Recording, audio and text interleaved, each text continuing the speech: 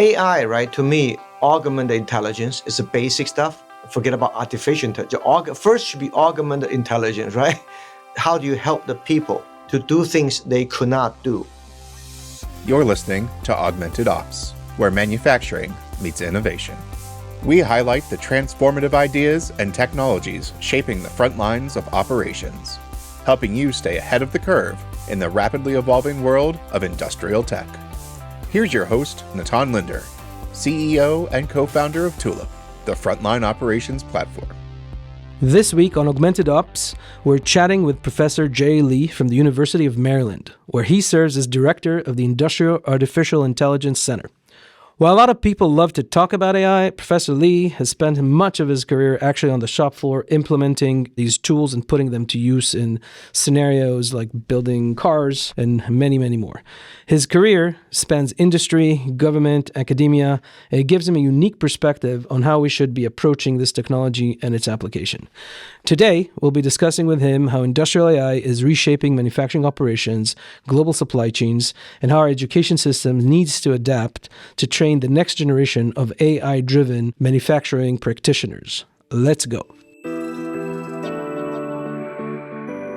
Welcome to Augmented Ops. Today we have with us Professor Jay Lee from the University of Maryland. Jay and I have known each other for quite some time now, a few years. We've met at the governor's meetings of the World Economic Forum, where Tulip was a tech pioneer. And Jay was like our teacher. Welcome to the show, Jay. Both, we're learning from each other. Yeah, we were just like preparing for this, and I was like, wow, it's like very tough to summarize your very long and impressive career. You've been in academia, teaching, industrial operations. You have served in government bodies, across NSF and of course World Economic Forum. You build centers and nonprofits, but you also been in industry in companies like Foxconn and started their industrial artificial intelligence center. How would you summarize your career? I think everyone's career all depend on destiny and also their purpose, right? Two different things. Some people want to do something, some people have a different destiny. The people you met, the people you knew might change our destiny sometimes. But I wanted to have a balanced career from day one. So when I was in industry many years ago in the real world manufacturing, automotive industry and later on in the service industry, you realize you want to do something that can make a big deal. But how do you make a big deal? So you need to understand from top down.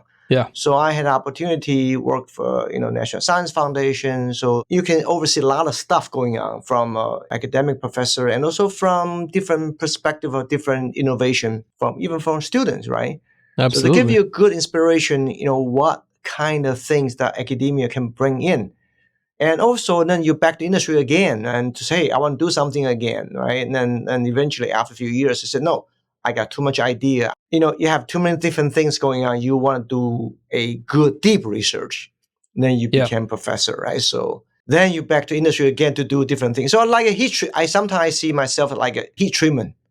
You make metal, you quenching and create harness. Then you do tempering. You make yourself have a good stiffness, right? So that's the way I see myself. And I do believe manufacturing is a noble profession. So you cannot just stay in one place and for one set of knowledge and for a lifetime, right? You need to have a good heat treat process, give you enough different type of strength, stiffness, hardness. Eventually you have a balance of capabilities. That's what I'm saying, Yeah, it's amazing how you say, manufacturing is a noble profession. It's inspiring because, I always think about winemaking, that fundamentally humanity made wines of all sorts and beers of all sorts like forever, and it's manufacturing.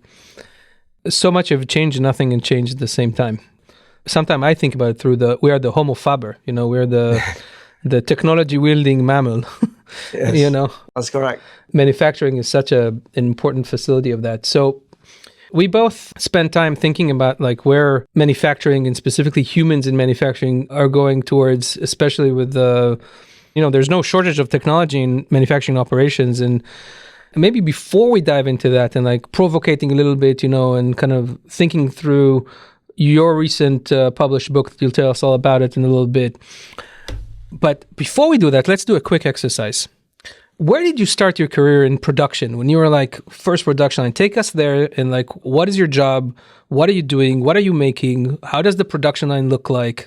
Well, I started out from machine tool industry, right, in early years, and the NC programmer. Uh-huh. Can you believe in 1983, NC programmer, we use a APT language, right, automatic programming tool, we call APT. Then you punch a tape. Yeah. The tape, then you bring to the post-processor No machine. G-code? No G-code? No, you load it to the machine based on different type of configuration. You could like a Makino, Nippon Makino, and Warner Swayze, and Fanuc, a different machine. So you have to reconfigure them, right? So basically you have to program, put the blueprint on the table. Yeah. You program like a cutter 201. And the blueprint is of the part. It's it's a part. The blueprint is actually somebody took an isometric drawing yes. in hand from a board on a transparency, and that's what you're programming. No CAD. Then you have to make a circle, say C1, line L1. Yeah. So you have a cutter go left C1, then to L1, then turn right, turn left. So this is called APT tool, right? Amazing. You build this tool, then make a tape. Then you go to the machine, load it into the post processor, the controller. Then you control the cutting tool. But that is numerical control, which is a foundation for today's automation system, right? Yeah. So later on, we had the opportunity work with early years automotive industry, General Motors. When I worked for robotics vision system, RVSI in Long Island, New York, invested by General Motors to build 3D vision guided robots to make weldings and the sealant and automotive assembly. So the question will be, that was early years of automation. So people have a very vague idea how to do them right. We were challenged by Japanese auto industry, right? Yeah. So, hey, auto industry, Detroit was a big three. So, hey, we got to do better in quality, right? Yeah. So we have Demings or whatever, Toyota production system. But that's not just about learning. It's about doing. Yeah. How do you make a better quality of tools, robots, right? And also machine. So, but how to do it? Not just a machine vision, but also fixture, like car body when you move. Yeah. When they start settle, but they may shift. But you pre-program robot, but the body shift. What do? So you have to adjust robot path automatically. That was a high tech, 1984, right? You can adjust the pre-programmed path dynamically, right? Every car. So you can continue the welding without any interruption. So if you think about yourself back then, there's no internet, there's no cloud, there's no all these kind of things. Like, what are you thinking back then is whatever, if this would happen, this is amazing? Well, see, every generation, we have a different type of a game changer, right? Yeah. 1960 was the birth of robots, Joe Engelberger, right? Yeah. And totally. Unimation. Yeah. 70 and the late 60s, 70s, Japanese took it as a major kind of opportunity to build robot, to use robot. Also 70s, like PLC is coming for real, like late 70s, Yeah, because like 1971, 72, the oil crisis, right? So Fujitsu had a major change. He said, I got to do some electrical stuff. And that's why Fanuc came about. Yep. The Fanuc name called Fujitsu, automatic numerical control. That's what name came from. Fanuc, it was called from there. Yeah, right after oil crisis, 1972, right? Yeah, I didn't know that. That's so interesting. That's exactly the name came from. No, the name I knew, but the correlation to the oil crisis and that's because oil crisis, them. hydraulic system, you want to change to electrical system. That's what it is, right? So what I'm saying that the U.S. we were challenged by the automobile sales in the U.S. So we say we have to make a better car, right? So at that time, the game changer is robots, and quality was a problem. So we're competing with the Japanese vehicle. Now, how do we solve the problem? Using automation. What's automation? Robots, right? Yeah. So robots are a machine, right? So it's a numerical control Jay, machine. Does that mean we kind of also our view is like mostly a decade, like the horizon, like how far we can see with human vision? Well, in fact, when people thought about robot, right, and one of the big thinking, in fact, during the 1980s, we had a lot of people talking about, of course, people worry about job replaced by robots, right? There are also people say, oh, one day they'll become a lights out factory. Right. No people. Yeah. But that's almost impossible. But people was worried about it making a story, right? Right. Robots taking over the world Exactly. and taking our jobs. Exactly. Yeah. But when you physically do it, you found out it's not just about robots. So we had a called manufacturing automation protocol called MAP. That's basically called the today's industrial internet, right? At that time, we called manufacturing automation protocol, MAP, right? So that's today's industrial internet, exactly the prerequisite, right? Yeah, this is the amazing part is like, human problem kind of mapped to time and space. It's like, it's the same problem. They don't really change. Like we're just trying to optimize them. Yeah. Which brings me not exactly to today, but in 2020, you published a book titled Industrial AI, Application with Sustainable Performance. And this is predating machine learning. And of course, in the research realm, AI is widely discussed, but like well before all the madness that we're seeing now with generative AI, LLMs and the like, and the maturity. And what's the premise of the book? And what's your perspective 4 years later, so we can like get warmed up into the discussion of the hype cycle and what's the biggest opportunities of this stuff as it comes to industrial applications? Well, let's first of all talk about motivation, why that book came about. Yes. And also about the timing, because I think it's very interesting, the timing. So during my transition sabbatical with a Foxconn, Foxconn's a global manufacturing company, right? So that book started actually 2018, by the way. 2018 was writing the book, and that's based on what we have learned for the last 18 years during the NSF Intelligent Maintenance System Center. We've been building using data from different type of machine, how to predict the maintenance, how to predict the failure. So we thought maybe a good time to compile what we have done for the last 18 years before NSF funding is over for total 19 years. That was a planning to make like a kind of a conclusion what we have done for the 18 years research. But of course, when the opportunity came, I was kind of convinced by Foxconn, say, hey, why don't you help us to build the future global manufacturing program as a vice chairman and board member? So during that time, I said, well, the biggest challenge is not about technology, AI, it's about talents, okay?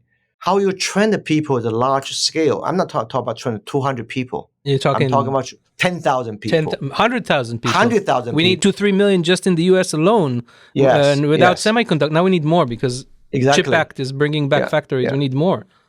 So at that time, we had I call the 3S challenges. First S is a scale. You want to do big scale training. Not one, it's 1,000, 10,000. Second, speed. You cannot just learn AIs like ad hoc. Oh, I learned some basic programming. I take course from the Coursera course, and not 1 day, 2 days, 3 days. Okay, you have to develop AI, test it, implement it in 2 days. Right? We did some example in 1 month. Scale, speed. Yeah, and systematically. Yes, because traditional AI machine learning is that you and I together, let's say two of us, we have the same data sets, same problem to solve, but each of us using the same data set, same algorithms, but very often two different results, right? Yeah. You say, why? Well, just like a shift, two shift, same kitchen, same fish, right? I know the mathematical, computer science answer to that. It involves fuzzy logic, but, it's... Because the feature selection different, okay? But on the good chef, when you cook, the way I put the salt, you turn around, you cook things very different. Even I give you same fish to different chef, different taste, right? Different taste. So same thing for AI.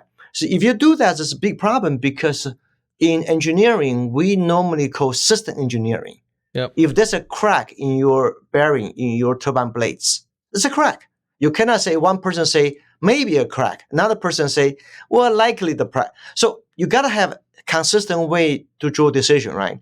So I said, well, how can we develop something so I can train engineer with 3S, speed, scale, and systematically. That was the whole motivation about this book, actually. So give us an example of what is a great AI application that has sustainable performance that can be mapped and scaled. Well, for example, we work with Toyota, right? Georgetown, Kentucky plant, where a Camry model was built, right? 2006, we had the opportunity to work with the president of Toyota, Georgetown, Kentucky, was Mr. Niimi-san. Mr. Niimi was the president. So he said we have some random failure of production, including compressors. There's any way we can remove those failure out, right? Because it's random. Exactly. I don't want to 1 year happen January, another year happen February.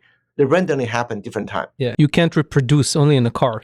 Yeah, so can we do that? So we took that as a very great challenge, and we implement a principal component analysis and the support vector machine. And ever since 2006 until last night, no failure. So for almost 18 years, no failure. Well, there's a no surprise downtime, but there's a maintenance downtime. But I physically schedule you to down for maintenance. That's fine. But how did the support vector machine catch this in the beginning when it's just ramping up and collecting data? And well, it's a classification tool, right? How do you classify the surge? When a machine is a surge, compressor surge happen, the machine just shut down in 2 seconds. But how do you prevent a surge? By using the flow sensor, by using the pressure, you can predict and classify potential risk of a surge.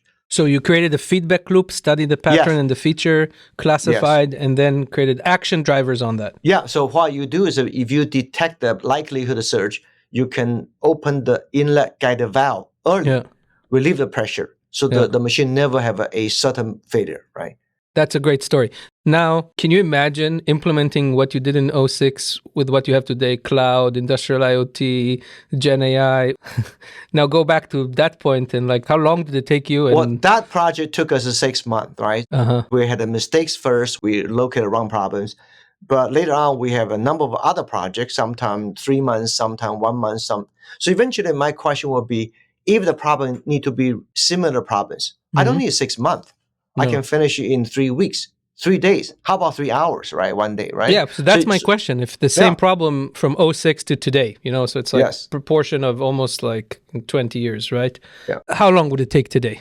We just got days. You're saying we're in days. So we moved from months we'll to days. We'll be able to finish in 2 to 3 days, yes. Okay. Which will already demonstrate some of the problems we did this last year. Did it in 2.5 days for the special project of a space shuttle that from Japan, NASA. They can detect the likelihood of valve failure. That was the data challenge project we did. So students spent 2.5 days and 100% correct, yeah. So now is a good introspection to the premise of the book and the impact and a great example, and we see the progression from technology side. But let's talk about the human aspect for a second. And this is sort of where I'm very passionate about, and this idea that lean needs to be augmented, hence augmented lean, and the approach that, you have to... I'll tell you this from my, call it professional paranoia, okay? I kind of feel that in the traditional sense, digital transformation as we knew it, the 25 years or so of PC revolution, large-scale office suites, cloud, everything that drives our businesses, forget operation for a second. If that kind of skipped over the people in the factory line that were still filling up, Kanban cards and whiteboards, we used to call that Industry 4.0 for a decade. Now, I think less so, because it's kind of done in a way. We can circle back on that. But my point is, if the same operation people, I'm speaking about the associates building stuff, the engineering, that kind of stuff, are not getting access to this AI stuff, Gen AI and deep learning and whatever, then we're missing something here. How do we make sure that the people stay there and involved? Let's discuss this a little bit. Sure. Well, AI, right, to me, augmented intelligence is the basic stuff. Forget about artificial intelligence. First should be augmented intelligence, right? Yeah, that's what my PhD advisor, Patti Maz, she always used to say, don't think about AI, think about IA, which is intelligence augmentation, Yes, yeah. So from augmented intelligence, which means how do you help the people to do things they could not do, or they may not be able to see the problems. So I call it visible and invisible. Human being, we grew our knowledge based on the physical, evident experience. Like we made mistakes. What the senses can sense. You got burnt, you remember, right? Yeah. But how about those things you have not encountered? Sometimes we see the problem, we didn't even know why. So I think that one of the things that, because AI is a data-centric system, you have data to drive that. Of course, there's also physics-informed AI. You can integrate data in the model. But again, the purpose to help people to see things you don't see. For example, wind turbine, you have ice accumulate on the blades. So, your power generation dropped. But why? Because in the mountain, you got a low temperature, and at night, You got high humidity. That's why you got ice accumulator blades. That's why you're losing energy, power generation. Turbine designer, they didn't know that one, right? Because wind farm owner can be owned anywhere, right? Can be a mountain, can be offshore, can be along the highway, right? So eventually what I'm saying, the AI is a good way to augment what human being cannot do or don't do well. But of course, one day AI can help with autonomous intelligence that somehow you don't want everything you have to like repeating work. Yeah, human beings have to repeat same kind of work, right? Yep. But if you can use that, AI can autonomously repeat that work. So remove your worry out, right? We call worry reduction. That would be the best. But not to replace people alone. Yeah. Basically, you reduce redundant work is what it is, okay? But we kind of touched on this, and I think sometimes people are like almost afraid of talking about this, the geopolitics of the global supply chain, It's like we're seeing the tensions between, China and the US. We're seeing the global supply chain dependency, right? And people are speaking about reshoring. And still, we live in this global economy. The US is missing 2-3 million, Europe is missing 2-3 million. I don't know what's your view on China. It depends on like how you think about their evolution, but obviously a huge economy. What's your take on all that as it comes to like the role of AI? You mentioned before the robots have not taken over, in fact. We still need the humans. And like, how are we going to deal with this problem globally that we don't have enough people in operation given AI? Well, if you look back, right, 20 years ago, we have offshore, right? Offshore, people start globalizing many things, right? Right. That's why in 2000, China had a great opportunity to outsourcing to do lots of contract manufacturing. That's how it started, right? Right. But over years, even like semiconductor fabless, right? If Intel even went to fabless and many companies to fabless. So eventually that's how Korea and Taiwan start making chips. But after 20 some years, they become a giant, right? Right. So not one day transformation, Not one day, many years, right? Now we say 20 years later, we say, we want to do more. Well, there are some numbers. US, we have about 150 million workforce, but only about 15 million worker in manufacturing. Yeah. But we could have more, but depends on what type of work you want more. If you want lots of low-skilled workforce, it is what you want, or you want to increase the GDP per capita. Okay. We're now $80,000 I think we want option number 2. Yes. How do we do that? I want to see our GDP per capita is $100,000, not $80,000. Okay. Singapore, Switzerland today exceed $100,000, right? Yeah. So if that's the case, what can I do to improve my efficiency and productivity? That's the purpose, right? Yes, absolutely. Not focus on replace people. That's not the problem. The problem is productivity, competitive position. That's what we want.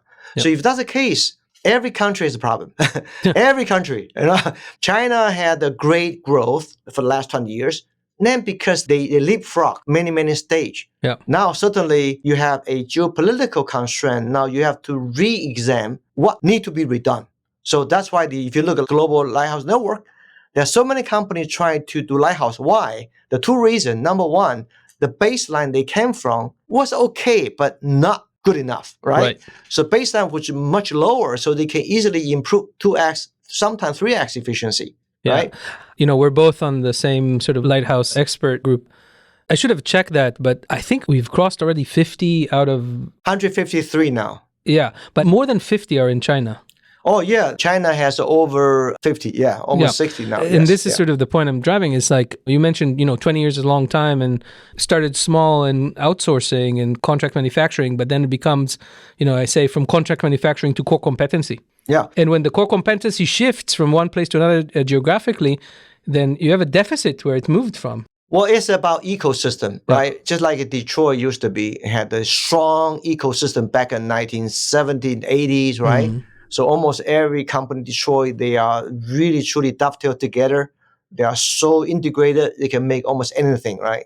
Of course, for the last 20 years, you see other part of the world, they're doing similar things. So that's why you can see EV production, the very good supply chain.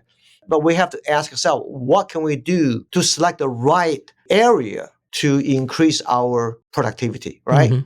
If you want to do everything, that's not necessary because you're probably going to run out of energy to do everything. Yeah. So for example, electronic manufacturing, we want high-end AI chips.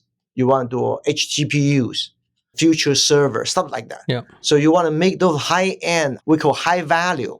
Sometimes may not be high volume, okay? But I call high value system, satellite system, right? But you want a high value system. The reason is we don't have a high volume workforce, but we want to create a high value workforce using machine learning as a good productivity tool. Okay, this is important. So this is the transition from high volume to high value. Yes. But geopolitical tensions aside, I'm still an optimist and believe in the human race in general. Maybe I'm too naive. But you brought together with Foxconn, I'd say, operations to the US and research to the US. So we're seeing such a major company like Foxconn coming here and setting up. Can you share a little bit about that and like what was the genesis of the AI division for Foxconn and what's the goal and how are you playing in this ecosystem? Yeah, Foxconn had early establishments in U.S. back in the 1980s, right? Yeah. So there, so far, it's about 16 locations in the United States. I would say probably even more now. Wisconsin was the most recent one because of the one I physically was involved, was responsible because of the early stage of the year to look for the new potential opportunity to build manufacturing, right? So later on, we changed to a new area to make a high-end high-performance computing devices, right? So because it's high-end and it's a high value, it's using a lot of automation, right? SMT, which is a fundamental platform for Foxconn to make a high-volume production. And if you see what's happening right now with all the GPU going on, worldwide with A100, H100, and Foxconn also play a big role in here making GPUs, right? So Wisconsin has a great foundation to make a strong and very high-value electronic system there. So to me, that's a new addition. But sometimes you have to redesign the production because it may not work for all areas. We have to ensure you have to redesign the system so you have a more integrated automation system, not fragmented automation system. And second thing, we have to start looking at suppliers that U.S. has a very strong presence in domestically. We can support that. Even we have a new design and to educate the new workforce, right? For example, we do an assembly system. We adopt a lot of high-speed AOI, machine vision. That's where we build industrial AI there because we have lots of data. We create a scheme called stream of quality, SOQ. Yeah, so traditionally, inspections, each individual station only inspect one area. Now we connect the quality data stream like a river. So you connect the river, mean you have to connect data flow together. So the AI have to work as a stream, not with individual station. So new skill sets that most industry, I would say most companies didn't have it. Even today, I don't think they have it. But of course, we were leading that. Yeah. So this leads us to all this development. And if we think about the future, so, when I think about the future, I think that if we miss the education piece of this, and this is going full circle to, you talked about the cycles you went through and back to academia to focus deeply. Yes. If we think about the future, what's the role of education here? What do we need to do as it comes to making sure that the next generation is ready, given all the transformation that we've seen? Well, we have to think this way, right? So I often use the 3T to conclude. One's technology, one's the tools, one's the talents, right? Technology continue evolving, but we need to have a tools to have a systematic way to do things, what technology bring about. Then we need a talent, can use a tool to do the everyday, right? So the 3T are connected. So one of the big thing I believe right now, the industry, most companies say, well, how can I use the data? I have a lot of data. I don't know how to select the right data for machine learning. I want to learn AI, but how do I implement AI? So what do we do? Like, what do university programs need to evolve into? Like, what's the curricula need to evolve into? Well, that's exactly we created called the Industrial AI curriculum at the University of Maryland. And so we are creating a Master of Engineering in Industrial AI program. Okay. So with a 4P system, right? Principle-based learning, you learn courses, basic stuff. You can learn by yourself, or we teach you fundamental one first. Second one is the most important, called practice-based approach. So we use real data from industry we've been accumulating over years. I see. We give a data set to students, hey, take the data sets, use the tool you learn, solve the problem. Because we had the previously solved the problem, so we have the baseline to compare benchmark. The third, project-based. Hey, you have to go to find your own data sets Right. In a Right? real manufacturing In environment. a real manufacturing environment. Yeah, perfect. Or from the open source. Right. But that has to be usable, not Right. just useful. The fourth one is be professional based. You have to be able to be like a master black belt. You can teach other people to do 1, 2, 3, I right? see. So called 4P. Principle based, practice based, project based, and professional based. Amazing. So this 4P approach to give us a very good edge to develop a program to train 10,000 engineers. This is our goal, train 10,000 engineers in 10 years. So we're going to include those links to the program. It's online, right? We can include? Partial information is online, but I think we're releasing soon, yes. Okay, whatever you can send us, we would love to share it. We're contributing to this ecosystem. And this is what I think this conversation is really about. And we talked about the 3S, the 3T, and now the 4Ps. And we'll send a quiz like after this. So sorry. So to give all that. if Professor Lee gives you an A+ or not, we'll see. But certainly this has been fascinating, and I've learned a lot. It's always great to get together and really enjoy our conversation.